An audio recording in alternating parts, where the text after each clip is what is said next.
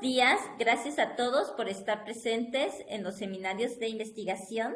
A nombre del Grupo Técnico de Seminarios, les damos a todos la bienvenida y les agradecemos su presencia. Hoy contamos con la presencia del doctor Juan Vázquez Martínez del Instituto Tecnológico Superior de Irapuato, a quien le damos la más cordial bienvenida. Como siempre, por favor mantengan micrófono y videos apagados. Si tienen preguntas, por favor escríbanlas en el chat y yo les daré lectura. Y como ya saben, para fines de difusión, estos seminarios serán grabados y se pueden ver en la página del CIO. Nuestro invitado, el doctor Juan Vázquez Martínez, estudió el doctorado en el Centro de Investigación y Estudios Avanzados en el CIMBESTAR, en el IPN. Desde 2018 es profesor investigador del Departamento de Ingeniería Química y Bioquímica en el Instituto Tecnológico Superior de Irapuato, el ITESI, y pertenece al Sistema Nacional de Investigadores Nivel 1. Y es miembro regular de la American Chemical Society de Estados Unidos de América. El doctor Vázquez ha publicado 20 artículos científicos en revistas internacionales de alto impacto, 3 capítulos de libro y ha participado en la formación de recursos humanos a nivel licenciatura. Las áreas de investigación y desarrollo del Dr. Vázquez son análisis químico instrumental de productos naturales, síntesis enzimática de compuestos bioactivos y comunicación planta-microorganismos. El día de hoy nos hablará sobre diseño, síntesis y análisis de compuestos bioactivos. Muchísimas gracias, doctor. Le cedo la palabra. Muchas gracias, buen día y también gracias por la oportunidad y la invitación. Para iniciar, te voy a tratar de contextualizar un poco el sentido de la práctica y de lo que hacemos nosotros en nuestro laboratorio. Entonces, para eso voy a hablar un poco acerca de algunos productos de origen vegetal, que se producen aquí en el país y que también el área de Latinoamérica y México especialmente es considerado sitio de origen y de diversificación de los mismos. Uno de estos es el aguacate, donde México todavía sigue siendo el primer productor a nivel mundial, el chile y el jitomate, que también México figura dentro de los principales productores a nivel mundial. Otros de estos productos de origen vegetal son, por ejemplo, los nopales y el amaranto, donde poco a poco algunos países han ido desplazando a México en cuanto a producción.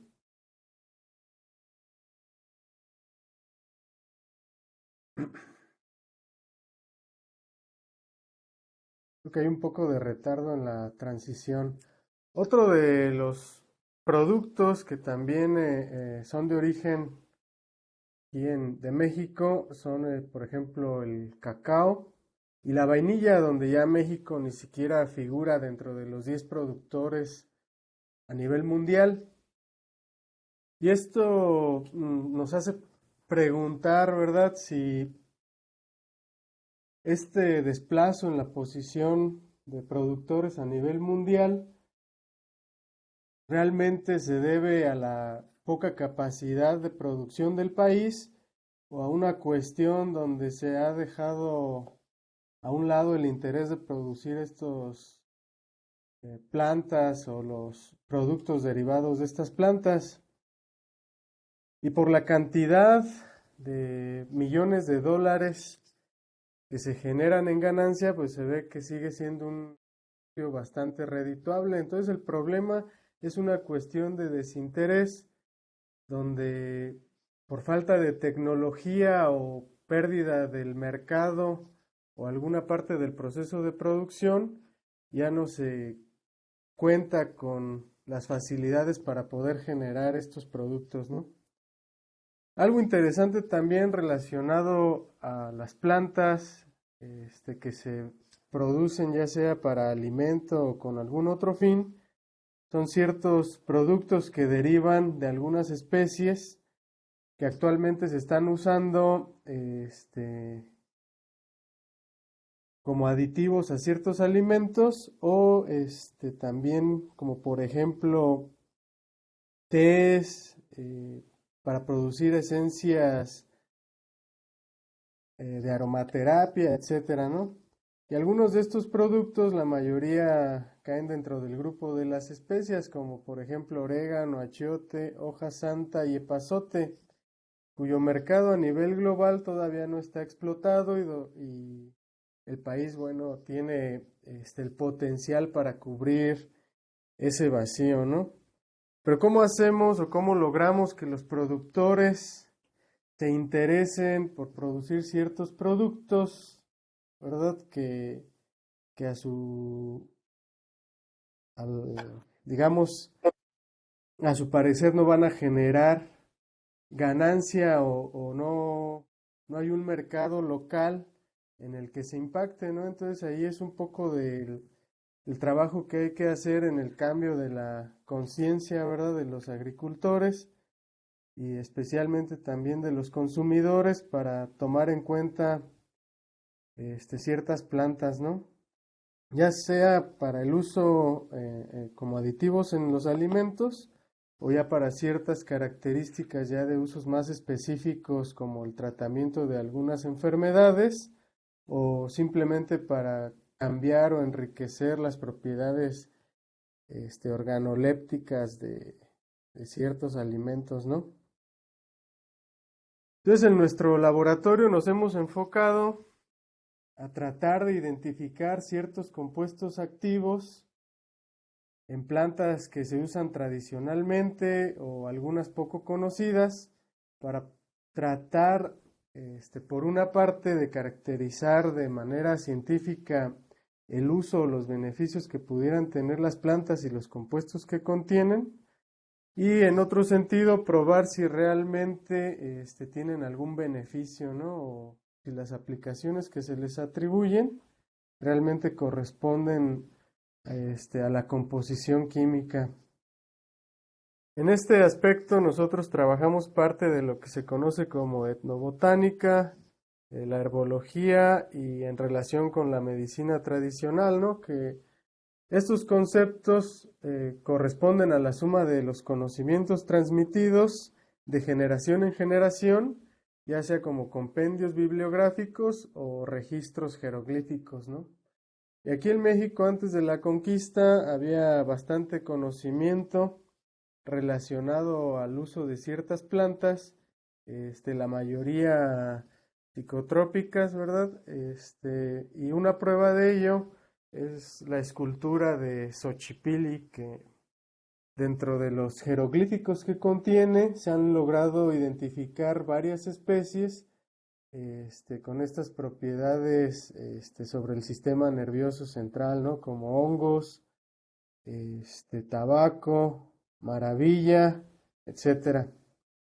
Parte de esa información eh, se logró plasmar en un códice que se conoce como el Códice de la Cruz Badiano, donde varias de las plantas que ahí se describen ya se lograron identificar o corresponder a plantas que todavía existen actualmente y demostrar en efecto algunas de las aplicaciones que ahí se sugieren.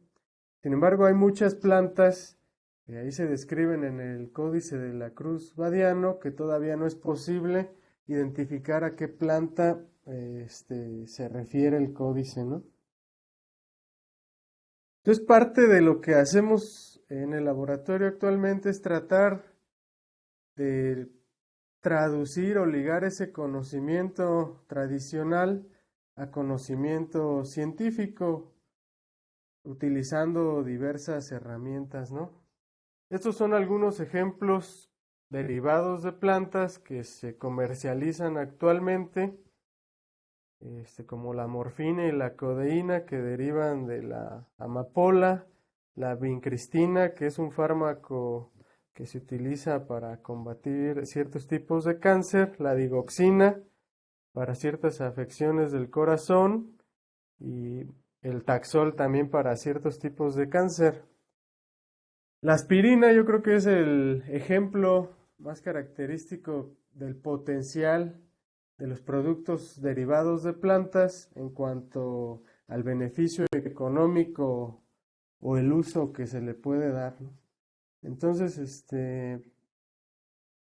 bastantes de las plantas que todavía no se estudian o que están en proceso de estudiarse también tienen compuestos que tienen potencial de utilizarse en diversas afecciones o incluso en otro tipo de usos industriales, ¿no? Entonces, la cuestión es que durante mucho tiempo las regulaciones nacionales e internacionales prohibían trabajar con ciertas plantas, entonces el proceso de identificación de los compuestos o caracterización de sus efectos quedó estancado, ¿no? Entonces, actualmente, especialmente en otras partes del mundo, las regulaciones han cambiado, entonces se permite ya empezar a hacer evaluaciones con plantas que antes se consideraban prohibidas y pues con el objetivo de identificar sus compuestos bioactivos y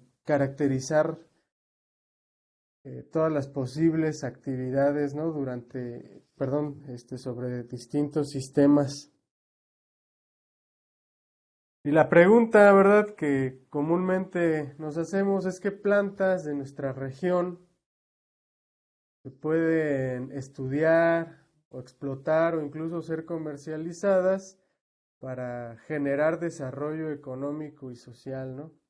Antes de que se las lleven a otro país y allá sea donde se patente el proceso de extracción de los compuestos o incluso se empiece a comercializar algún producto ya derivado de estas, ¿no? Entonces, parte importante es ese cambio de conciencia, de dejar de creer un poco de que las plantas son todavía cuestiones de brujería o que solo los chamanes van a saber manejar o controlar, ¿verdad? Sino tratar de traducir todo ese conocimiento y caracterizarlo para que haya confianza en su uso, ¿no? Eso implica pues bastante trabajo desde la parte de análisis químico ya hasta las pruebas sobre sistemas biológicos, ¿verdad? Con la aparición de varias enfermedades desconocidas, o brotes de enfermedades que ya se conocían, que eso es lo que ahora se engloba como enfermedades emergentes, se ha puesto de manifiesto, ¿verdad?, la importancia de encontrar nuevos fármacos que sean capaces de combatir estas enfermedades, ya que muchas de estas, los microorganismos que las provocan, han perdido susceptibilidad a los antibióticos que comúnmente se distribuyen, ¿no? Entonces aparece la necesidad de un desarrollo continuo de fármacos. Por ejemplo, dentro de estas enfermedades, las ocasionadas por virus, tenemos la infección por VIH, la fiebre hemorrágica del ébola, hepatitis, ¿verdad? Las variaciones de la influenza, etcétera, ¿no? Por bacterias también han aparecido nuevas cepas que generan brotes peligrosos, como por ejemplo Helicobacter pylori, Legionellosis, etcétera, ¿no? Incluso también hay algunos brotes o enfermedades emergentes relacionadas a protozoos y a ciertos hongos.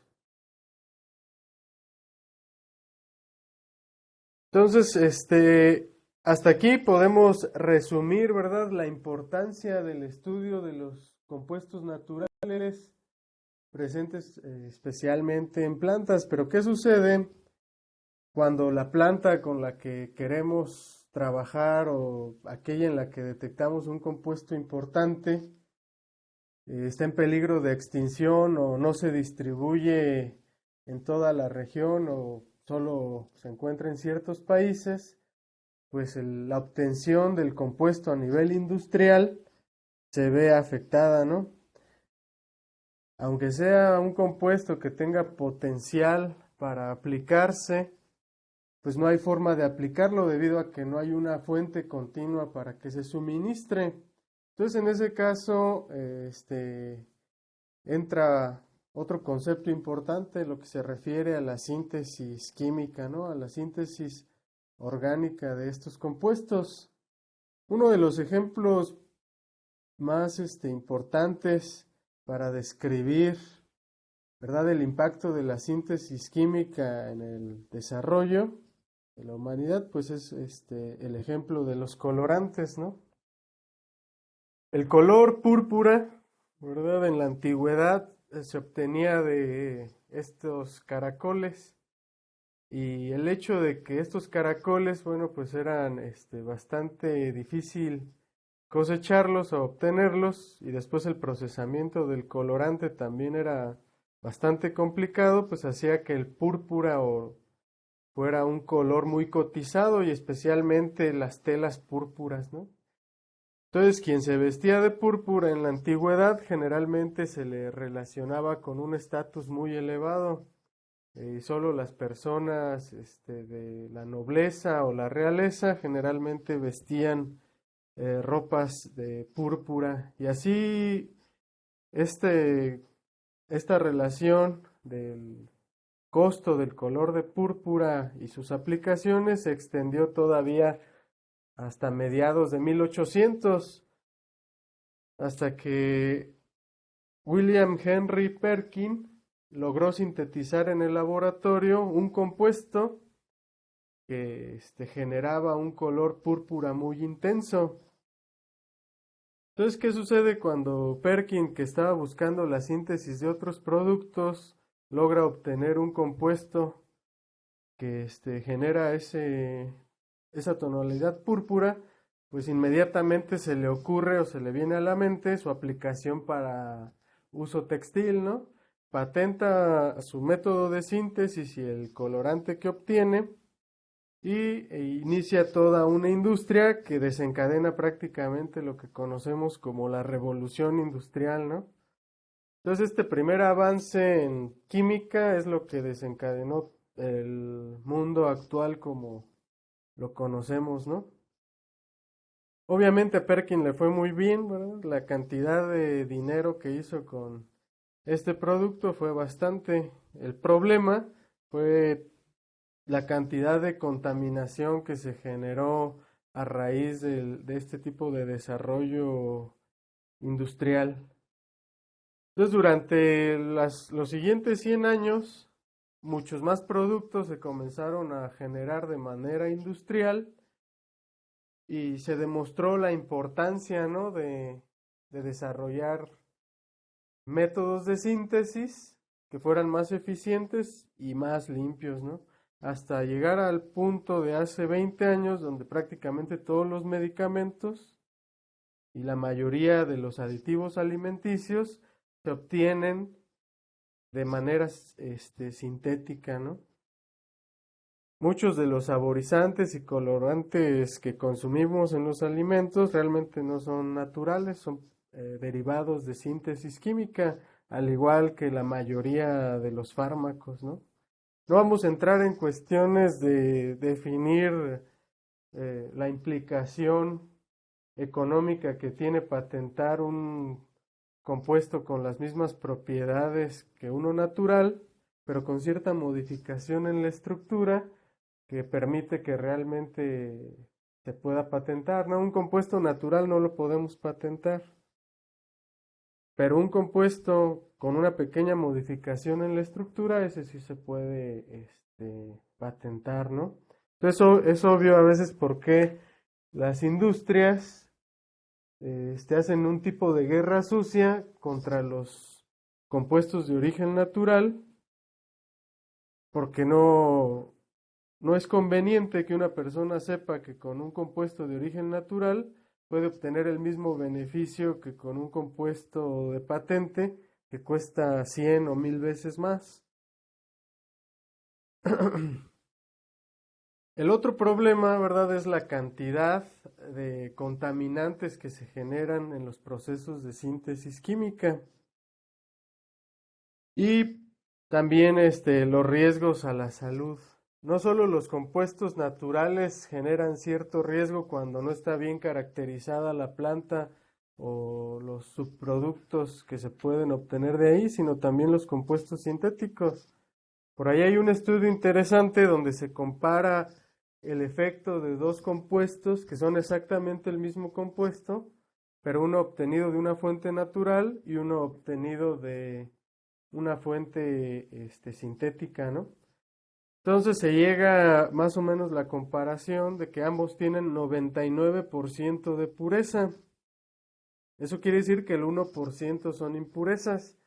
Y se observaba que el compuesto de origen sintético generaba ciertos daños al organismo o no funcionaba con el mismo grado de eficiencia que el compuesto natural. Entonces la pregunta era, si tienen el 99% de pureza ambos, ¿dónde está el problema, no? Y pues en efecto el problema estaba en el 1% de impurezas, mientras que las impurezas del compuesto obtenido de fuentes naturales eran impurezas de tipo ácidos grasos, carbohidratos y algunos compuestos que forman parte del mismo tejido vegetal.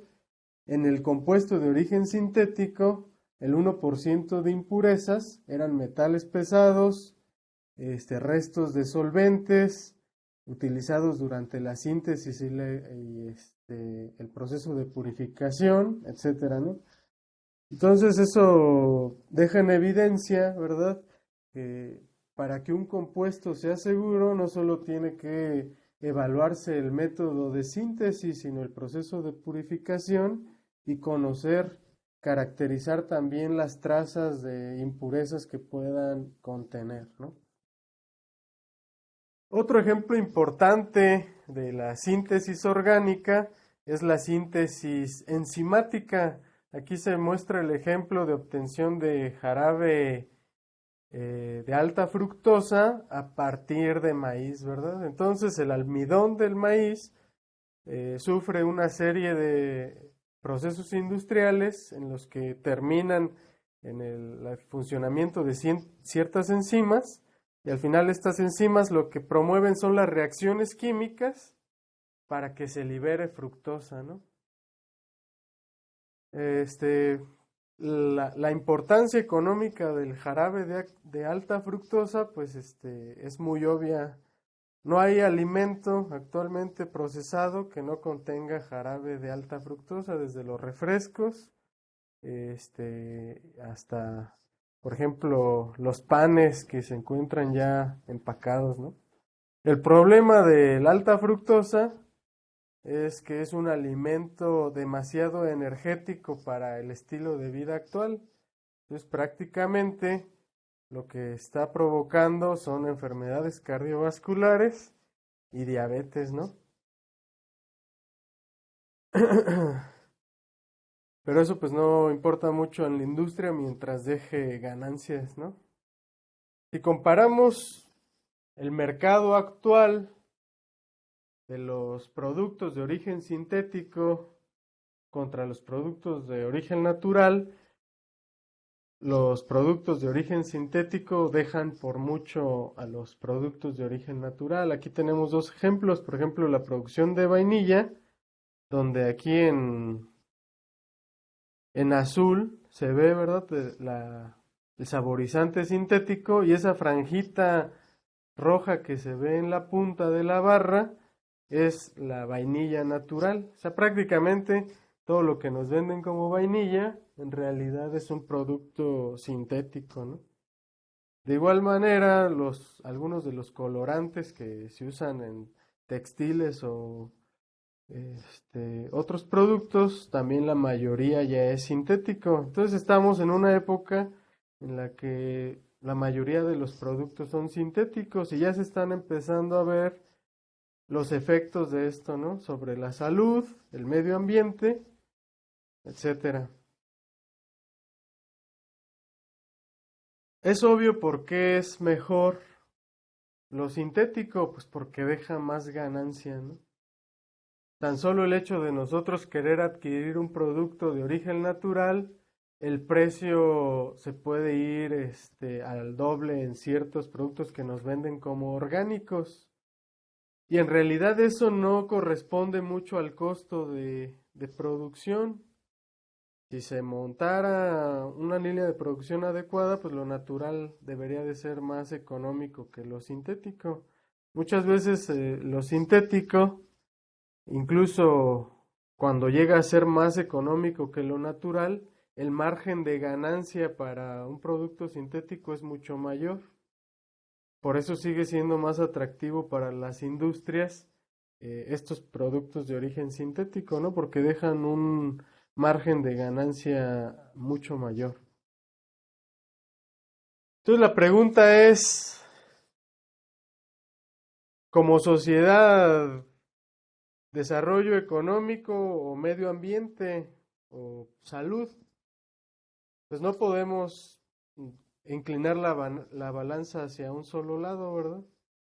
Debemos buscar un punto de equilibrio donde los procesos industriales tengan menos impacto en la salud y en el medio ambiente. Pero ¿qué podemos hacer entonces para lograr esto? Pues regresar a algunos productos naturales. El ejemplo más clásico puede ser el colorante, ¿verdad? Que se obtiene de la grana cochinilla o la vainilla sintética. Perdón, la vainilla natural. Y otra forma en la que podemos contribuir a disminuir este impacto puede ser con el desarrollo e implementación de métodos de síntesis más eficientes y menos contaminantes, como por ejemplo la síntesis enzimática, ¿no? Nosotros sabemos que las enzimas son moléculas orgánicas que pueden catalizar ciertas reacciones químicas, es decir, van a aumentar la velocidad de las reacciones. ¿Cuál es la gran ventaja? Que la síntesis enzimática requiere de menos aditivos y genera menos subproductos, ya que prácticamente la enzima es la que hace todo el proceso de síntesis, ¿no? Solo hay que buscar enzimas que realicen el proceso que deseamos. Este es algunos ejemplos de enzimas que se usan actualmente en la industria, donde nosotros en el laboratorio nos enfocamos específicamente en las lipasas. Estas lipasas, ¿verdad? De manera natural, catalizan la hidrólisis de los ácidos grasos. Prácticamente todos los organismos vivos tienen lipasas y las utilizan para degradar lípidos, ¿no? Y esta es una reacción clásica, la ruptura de triglicéridos para liberar los ácidos grasos y que ya estos se puedan degradar. Lo interesante de las lipasas es que en condiciones acuosas, ¿verdad? Cuando hay algunas moléculas de agua presentes en el medio, son enzimas que degradan. Y si cambiamos el sistema o el medio a condiciones no acuosas, o sea, eliminamos todas las moléculas de agua, las lipasas, en lugar de hacer degradación, hacen síntesis. Y las reacciones de síntesis más importantes que hacen las lipasas son la esterificación, o sea, a partir de ácidos carboxílicos y alcoholes, generan ésteres, y la amidación, a partir de aminas libres y de ácidos carboxílicos, generan amidas. Y la importancia de este grupo de compuestos es que son de los compuestos más activos en la naturaleza, tanto ésteres como amidas. Este es un ejemplo de amidas activas, ¿verdad? Tenemos el grupo de las alcamidas, el grupo de las piperamidas y el grupo de los capsaicinoides. Como los representantes de cada uno de estos grupos, a lo mejor más conocidos, dentro de las alcamidas, tenemos un compuesto que se conoce como afinina. Está presente en una planta que es endémica aquí del estado de Guanajuato, que se conoce como Heliopsis longipes o chilcuague. Entonces esta planta acumula bastante afinina y este compuesto tiene una serie de actividad biológica que va desde anestésico, cicatrizante, insecticida, fungicida, bactericida e incluso contra algunos virus. Al igual las piperamidas, se les han atribuido este mismo tipo de actividades biológicas y el representante más conocido pues es la piperina, ¿no? El principal compuesto de la pimienta negra. Y además de las actividades que tiene la afinina, también se le han identificado antitumoral y anticancerígeno, ¿no? De igual manera, los capsaicinoides, el representante más conocido pues es la capsaicina, que le da la pungencia a los chiles, ¿no? Igual tiene prácticamente las mismas actividades biológicas, también incluyendo antiinflamatorio, ¿no? Estos son solo algunos ejemplos, pero podemos mencionar muchas más amidas y todas las cuestiones de aplicación que tienen, ¿no? Muchos de los fungicidas que actualmente se venden en estos productos para uñas, si ven la estructura, son amidas. Y eso es porque estos compuestos, al tener una cadena acilo, el grupo amida y alguna modificación en el grupo que deriva de la amina, pues interfieren con varios sistemas y eso potencializa la expresión de algunos genes o inactiva la expresión de otros, ¿no? Entonces en nuestro laboratorio nos enfocamos mucho al desarrollo e investigación de este tipo de compuestos. Por ejemplo, la síntesis de nuevos capsaicinoides. Ya dijimos, ¿verdad?, que las lipasas en condiciones no acuosas son capaces de sintetizar aminas. Entonces, si nosotros mezclamos ácidos grasos con el grupo característico de los capsaicinoides, que es la vainilamina, y vamos probando diferentes tipos de ácidos grasos, vamos a estar generando nuevos capsaicinoides y que pueden tener propiedades similares a los capsaicinoides naturales o propiedades que estén potenciadas en algunos aspectos, ¿no? Otro grupo de amidas naturales importantes que relativamente se descubrieron hace poco, ¿verdad? Ya bien caracterizadas en los años 90, son estas que se llaman acilomoserinlactonas. Estas amidas las utilizan las bacterias para comunicarse entre sí. Antes de 1970 se creía que las bacterias eran entes individuales que no tenían mucha relación con lo que sucedía a su alrededor. Ahora se sabe que las células bacterianas se comunican continuamente con las células vecinas de su misma especie e incluso con las células bacterianas de otras especies. Y eso lo hacen a través de un tipo de comunicación química que está mediada por estas amidas.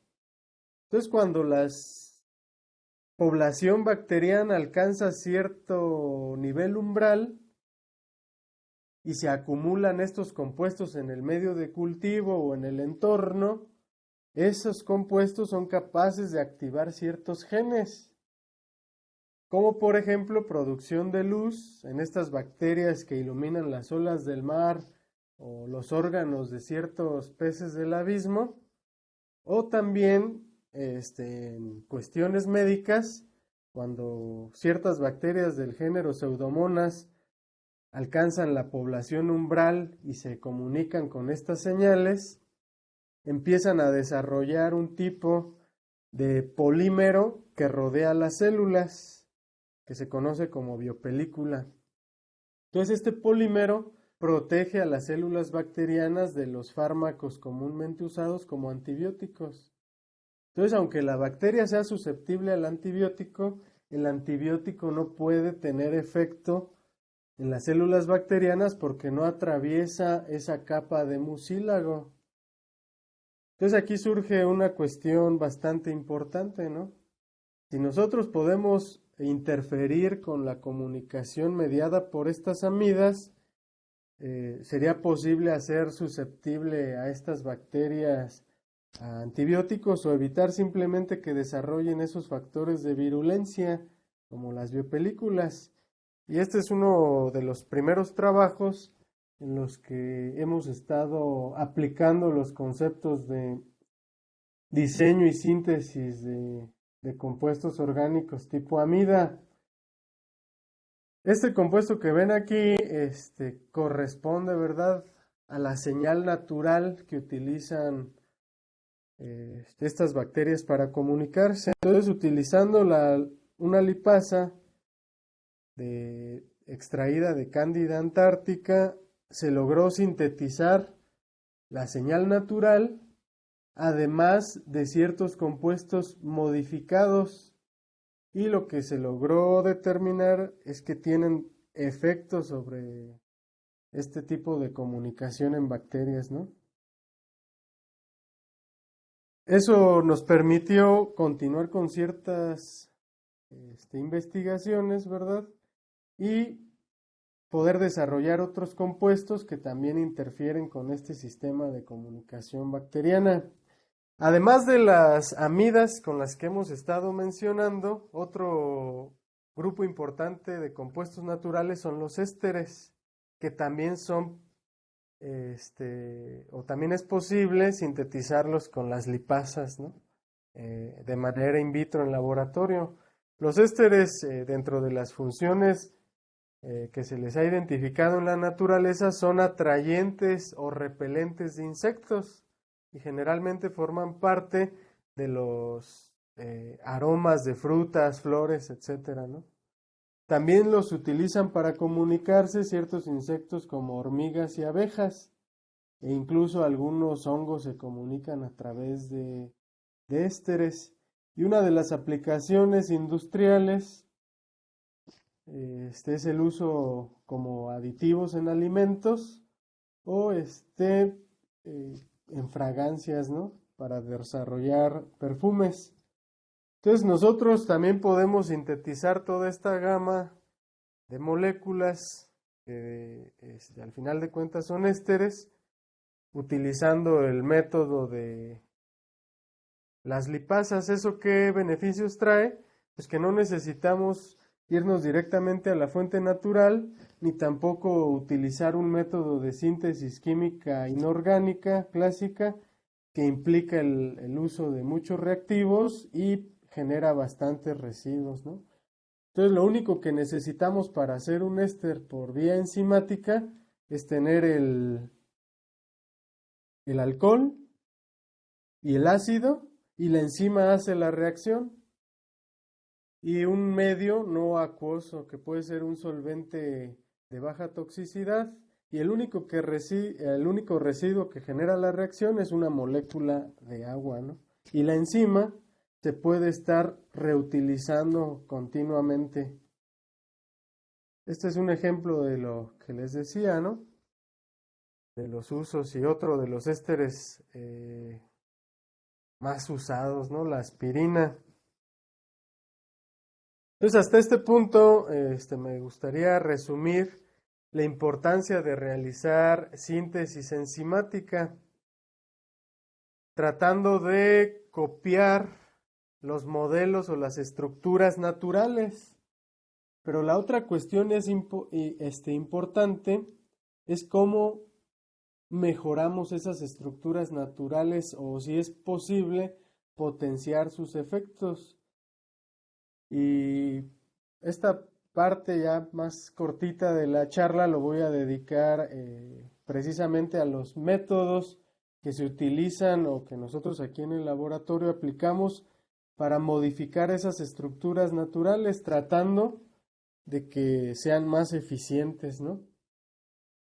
Y eso se hace a través de una técnica que se conoce como diseño de fármacos asistido por computadora o DIFAC, ¿no? Que tiene las bases en la medicina tradicional, productos naturales, etnofarmacología, química orgánica e inorgánica, análisis químico, microbiología, bioquímica, medicina y farmacología, ¿no? Todo eso se conjunta en una idea que a través de métodos computacionales nos permite diseñar e identificar nuevos fármacos y poder categorizar y seleccionar esos compuestos con potencial farmacológico o aplicación en cualquier proceso industrial que tenga que ver con bioactividad. El método clásico para desarrollar nuevos productos bioactivos o fármacos implica toda esta serie de procesos que se dividen en 3 etapas principales, ¿no? Que es un proceso bastante tedioso, bastante largo y bastante costoso, ¿no? Siguiendo este proceso clásico, el costo en tiempo puede ser de 10 a 15 años y puede ser que para un solo producto se inviertan alrededor de 800 millones de dólares, ¿no? A veces ese es el costo que se trata de recuperar cuando un producto de origen sintético se patenta, ¿no? A veces por eso son tan caros los compuestos nuevos, ¿no? Por todo el desarrollo y costo que implica haberlo obtenido. Entonces, ¿cómo podemos reducir esos costos? Pues utilizando precisamente las técnicas de modelado por computadora. Obviamente no nos vamos a saltar los ensayos clínicos, pero al menos la primera etapa la podemos reducir a la mitad de tiempo, ¿no? Y en lugar de llevarnos 10 a 15 años, pueden ser de 5 a 10 años.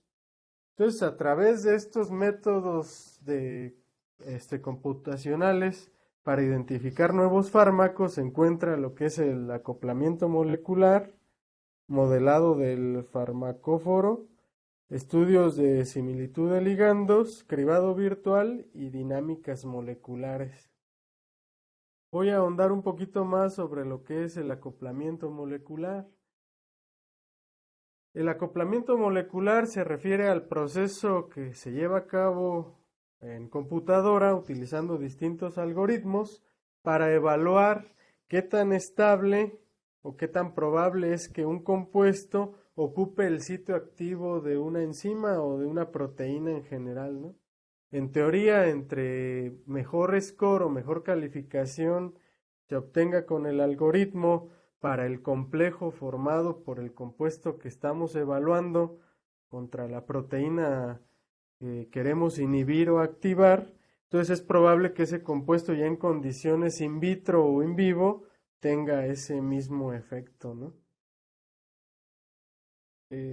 Algunos de los trabajos donde hemos aplicado esto es identificar compuestos que sean capaces de bloquear la comunicación entre bacterias.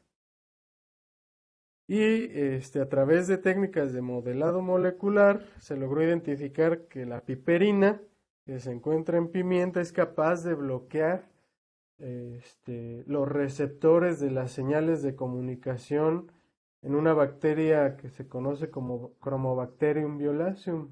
Entonces se comprobó que en efecto los compuestos entran en el sitio activo y después en caja Petri y en condiciones in vivo se demostró que en efecto la piperina, que es esta banda aquí que se ve en esta placa de TLC con un RF de 0.2, corresponde, ¿verdad?, al compuesto piperina. Entonces, en condiciones in vivo y en el modelado en computadora, se demuestra que ese compuesto en efecto es activo sobre la comunicación, ¿no? Otro trabajo que también desarrollamos en cuanto a comunicación química fue diseño de estructuras con ciertas modificaciones para bloquear esta misma comunicación en las bacterias y basándonos en qué, en la estructura de la piperina. Entonces se diseñaron varias estructuras basándonos en la piperina y otros compuestos que también activan o inhiben la comunicación. Logramos identificar que cuando se agregan ciertos átomos a los compuestos, como por ejemplo halógenos, o sea, cloro, yodo, bromo o incluso grupos hidroxilo, a las estructuras todavía en teoría son más potentes.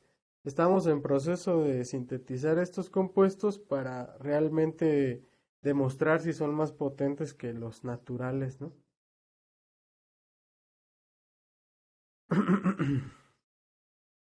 Otra de las aplicaciones de modelado molecular es, por ejemplo, con enfermedades emergentes, ¿no? Ya que es difícil trabajar en laboratorio con virus, por ejemplo, como el del SARS-CoV-2, que debido a las implicaciones obvias no había la apertura para trabajar con el virus o no cualquiera podía tener una copia de la cepa. Entonces, una de las cosas que se puede hacer para encontrar fármacos que puedan inhibir el desarrollo de estos nuevos organismos es utilizando el docking molecular, ¿no? Y aquí tenemos algunas proteínas importantes en el desarrollo de este virus, ¿no? Que es la proteína Spike, la proteasa 13L-Pro y otras proteasas y esta polimerasa, ¿no? Entonces nosotros podemos tomar estas proteínas y en computadora probar distintos compuestos a ver si alguno tiene el potencial de inhibir el desarrollo del virus, ¿no? O interferir con la actividad de sus enzimas. Para esto en laboratorio nosotros probamos tres de las enzimas involucradas en el desarrollo o en la infección de este virus a humanos contra 100 compuestos, tomando en cuenta principalmente alcamidas, piperamidas y capsaicinoides, y logramos identificar un compuesto, ¿verdad?, que está presente en pimienta negra, que tiene el mismo grado de inhibición que uno que ya se vende como fármaco, que es la piperciclobutanamida B. El problema de que este compuesto sea el importante es que en pimienta está en trazas. Necesitamos procesar 10 kilos de pimienta para obtener 20 miligramos de este compuesto. Entonces no es algo que sea redituable hacer, ¿verdad? Entonces, una vez que se identifique el compuesto, pues es donde se tiene que aplicar también los conceptos de síntesis para poder obtener los compuestos en suficiente cantidad, ¿no? Y el proyecto en el que estamos trabajando actualmente, que involucra diseño o evaluación de estos compuestos bioactivos, es para tratar de identificar ciertos cambios de aroma en chiles toreados, ¿no? Ustedes saben que cuando torean chiles el aroma es bastante distinto a los chiles frescos, pero pues a la fecha no se sabe qué cambios ocurren en la composición. Entonces nosotros logramos identificar ya por ahí algunos compuestos que además de producirse diferencialmente, son bastante activos sobre los receptores olfatorios humanos. Entonces eso explica por qué los chiles toreados son mucho más fragantes, no solo porque liberan más compuestos que un chile fresco, sino porque los compuestos que se liberan se fijan con mayor afinidad a los receptores humanos, ¿no? Entonces esto es en general el panorama de lo que es el diseño y síntesis de compuestos activos.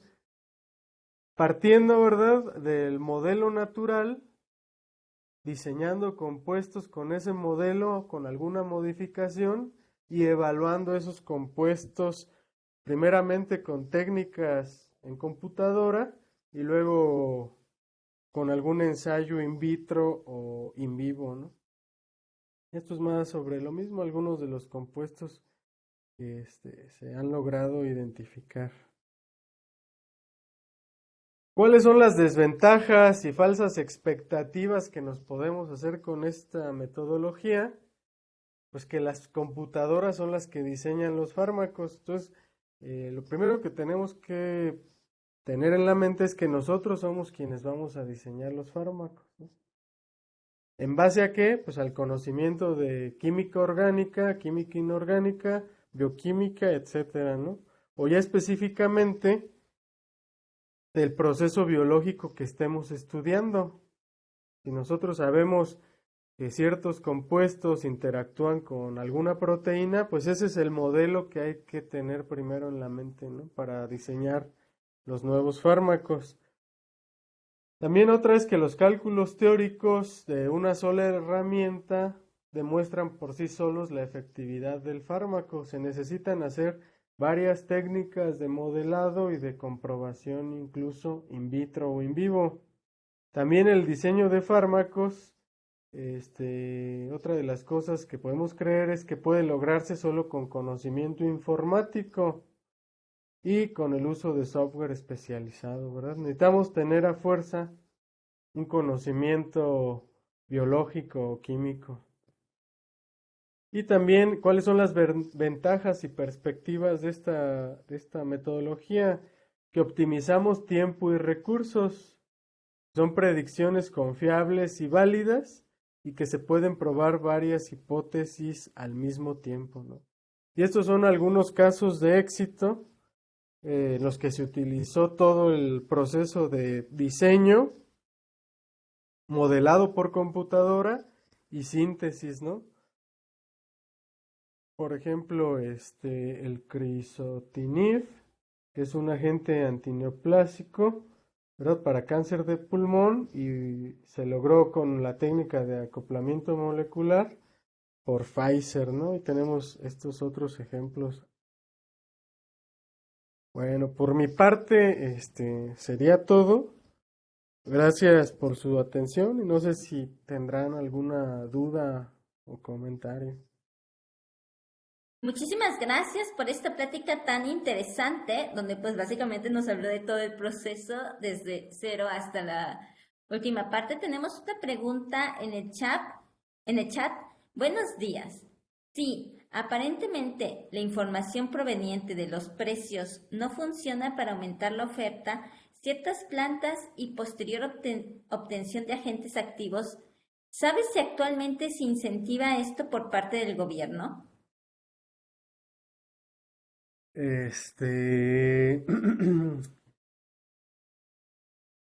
Ahí el problema, ¿verdad? De hacer eficiente el proceso es lo primero que se tenga la materia prima. Lo que se está incentivando ahorita por parte del gobierno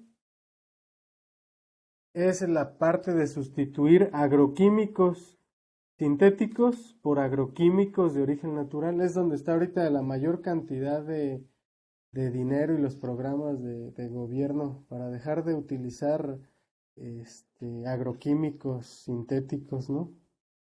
Ya sobre las cuestiones médicas, todavía la COFEPRIS está bastante dura en el sentido de permitir el uso de ciertas plantas que todavía se consideran como tóxicas, venenosas o peligrosas.